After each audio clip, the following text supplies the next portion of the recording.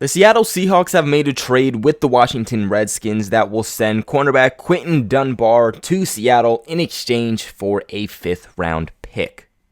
Now, Dunbar was originally an undrafted signing by the Redskins back in 2015. He's 27 years old, 6'2", so the Seahawks will get some height in their depth for cornerback. The Seahawks will definitely be getting a fairly good deal here with Dunbar, of course. They're giving up a 5th-round pick for him. He has 1 season left on his contract and is going to be making a base salary of just $3.25 million plus $250,000 per game with roster bonuses.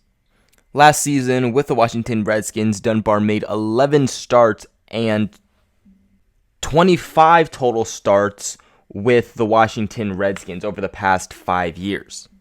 He has a total of 9 career interceptions again since joining the league in 2015. 6 of those come with over the past 2 seasons. He's also primarily played on the right side of the field, so if you're a Seahawks fan and you're kind of looking at where he'll fit within your defense, expect him to play with on the right side. Something really interesting about Dunbar is the fact that in college he actually played as a wide receiver, not a cornerback, which actually really helps him as a corner in the league. He has attributes that I think the Seattle Seahawks really are going to like. He's a really long frame, a really long cornerback with top-notch speed. He can keep his speed going, whether it's just a quick slant, whether it's just a go route down the field, and because he was a former receiver, that's why he is so good at keeping up with this top-notch speed and agility. Some other great things about Dunbar is the fact that he originally was not a posing threat on the depth chart when he was with the Washington Redskins, but he worked his way up because he had very physical attributes, and because of this, it impressed the Washington Redskins, but also for the fact that he always studies his playbooks. He's literally the Tom Brady of cornerbacks. That's the type of guy you're going to get. Loves to watch film, loves to study, loves to get better. He's the type of cornerback that is primarily used within man coverage. I know the Seattle Seahawks love to run a good amount of man coverage. They also do like to run zone.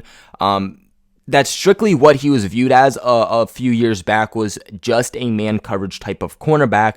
But because of his study habits, because he's worked very hard to become a smarter cornerback, he's enabled himself to also be able to handle zone coverage as well. So he is decent in zone, but if you're looking for his cup of tea, what he's going to excel in, it's man coverage. Now, the one thing I am concerned about with Dunbar is injuries. Now, he became a full-time starting cornerback in 2018, but had a nerve damage in his leg, and because of this, he missed 9 games. This past season, he also missed 5 games because of more injuries.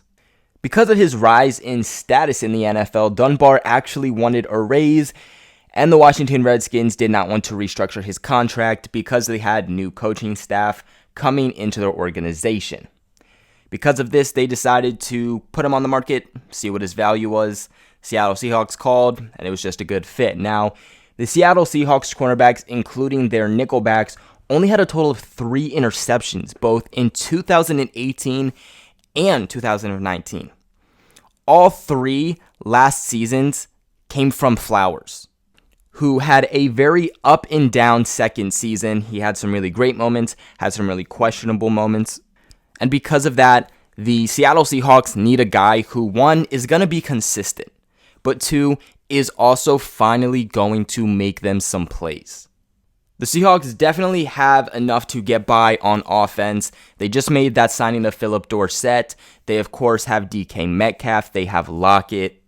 And I mean, when you have Russell Wilson, you're always going to have a pretty dang good offense. So really, the question marks move on to their defense and them trying to bulk up their defense so that they can look towards being contenders and hopefully making it back to a Super Bowl.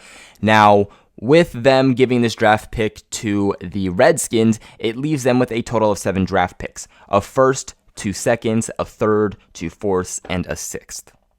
I love this move for the Seahawks. They add really good depth at a much needed position. Again, they're only getting him for 1 year, which kind of sucks, but they're only giving up a 5th round pick for a guy that has such a high ceiling in just that 1 year with the team. I fully expect him to immediately be plugged in as their first or second cornerback on the depth chart. But what are your guys' thoughts on the trade? Let me know all of your thoughts in the comment section below. Like this video if you found it helpful, and subscribe to the channel for all of your NFL content.